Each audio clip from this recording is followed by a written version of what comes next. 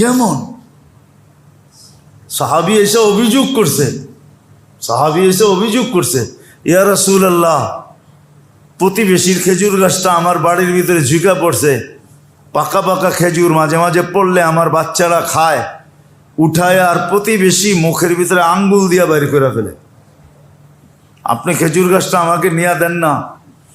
তো আল্লাহ রসুল সাল্লাল্লাহু আলাইহি ওয়াসাল্লাম বলছে, খেজুর গাছ বিক্রি করবি, জান্নাতে দিব, আমাকে দিয়া দেয়। কয়া রাসূলুল্লাহ, আমার ছেলেরা খুব পছন্দ করে, মুনাফিক ছিল, আমার ছেলেরা খুব পছন্দ করে।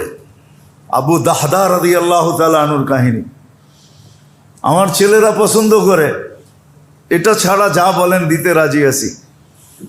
তা আবু দাহদা ওইখানে দাঁড়ানো ছিল, বলছে, ইয়া রাসূলুল্লাহ, খেজুর গাছ লয়া দিলে আমারে দিবেন জান্নাতে নিয়া? কজা তোর সাথে ওয়াদা। তো যা বলছে, খেজুর গাছ বিক্রি করবি? কয়টা হইলে বিক্রি করবি না? কয়, বিক্রি করবো, তোর 600 বাগানের একটা খেজুর বাগান আছে না, 600 খেজুর গাছের মৌসুম, খেজুর পাইকে গেছে। আর আরবদের নিয়ম ছিল, খেজুর পাকার আগে ফ্যামিলি সহ বাগানে চলে যেতেন, কেন সারা বছর গচ্ছিত রাখতে হবে। তো উম্মু দাহদা সব বাচ্চা কাচ্চা নিয়ে চলে গেছে সব।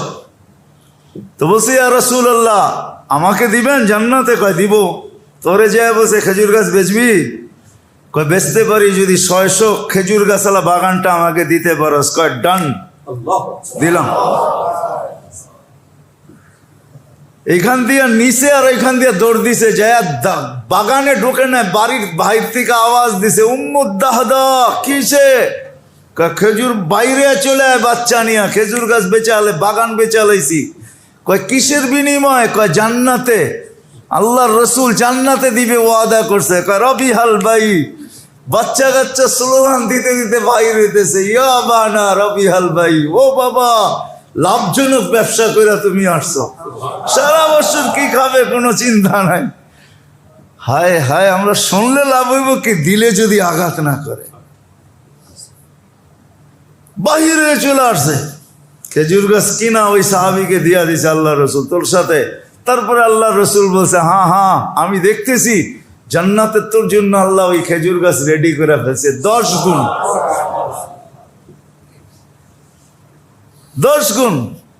আর মুনাফিক হেরা গেছে, এক খেজুর গাছ দিয়া বাগান নিতে পারতো। তা আবু দাহদা লয়ে ফেলছে, না আখেরাত দুনিয়ার প্রতি ওনাদের